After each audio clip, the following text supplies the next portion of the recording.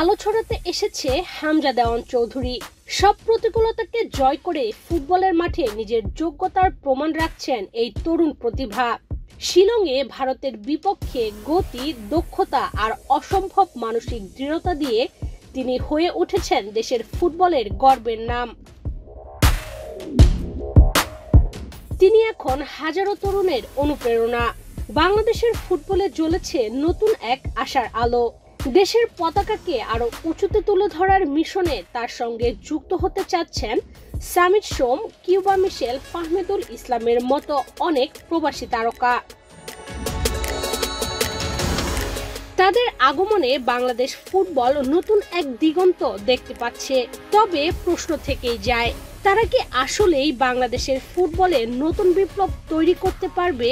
হয়তো করবে, কারণ মাঠে তাদের উপস্থিতি মানেই নতুন এক সম্ভাবনা। আগামী 10 জুন এশিয়ান কাপ বাছাই পর্বে জাতীয় স্টেডিয়ামে সিঙ্গাপুরকে আতিথ্য দেবে বাংলাদেশ।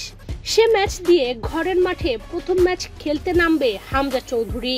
সবকিছু ঠিক থাকলে তার সঙ্গে আরো যুক্ত হতে পারেন কানাডার জাতীয় দলে খেলা সামিট সোম। ইংলিশ চ্যাম্পিয়ন্স লিগে হামজার প্রতিদ্বন্দ্বী কিউবা মিশেল এবং ইতালি প্রবাসী ফাহমিদুলের। সেদিন নিঃসন্দেহে ঢাকাবাসী আক্রান্ত হবে ফুটবল জ্বরে। এতে মন খারাপ হতে পারে অন্য জেলার মানুষদের। বিশেষ করে সিলেটবাসী দাবি করতেই পারেন তাদের ঘরের ছেলে হামজার খেলা নিজেদের মাটিতে আয়োজনের। তবে সেই দাবি তোলার আগে সিলেটবাসীদের সুখবর দেওয়ার পথ তৈরি করেছে বাংলাদেশ ফুটবল ফেডারেশন বাফুফে। হামজাকে এবার নিজেদের খেলার মাঠে দেখতে পাবেন সিলেটবাসী।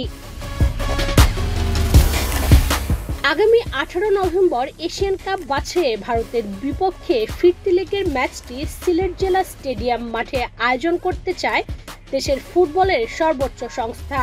এজন্য বাফুফের একটি দল পরিদর্শন করে স্টেডিয়ামটি। পরিদর্শনকালে বাফুফের সদস্য ইকবাল হোসেন জানান, সিলেটের মানুষের তো একটা চাওয়া আছে, তাদেরও ইচ্ছে আছে হামজাকে কাছ থেকে দেখার। সব মানুষ তো ঢাকা কিংবা চট্টগ্রাম গিয়ে খেলা দেখতে পারবে না।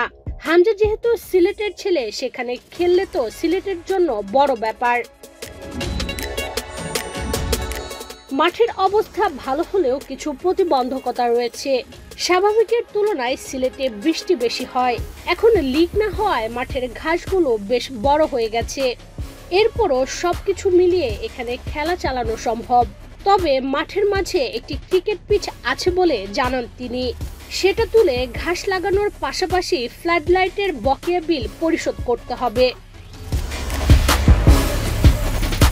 যে জেলায় জন্ম সেখানকার মাঠের প্রতিটি স্পর্শে, প্রতিটি ছয় যেন আলাদা এক গল্প লিখবেন হামজা। বিশ্বমঞ্চে উড়াবেন বাংলাদেশের লাল সবুজ পতাকা। এখন থেকে এ স্বপ্ন দেখতে পারেন সিলেটবাসীরা।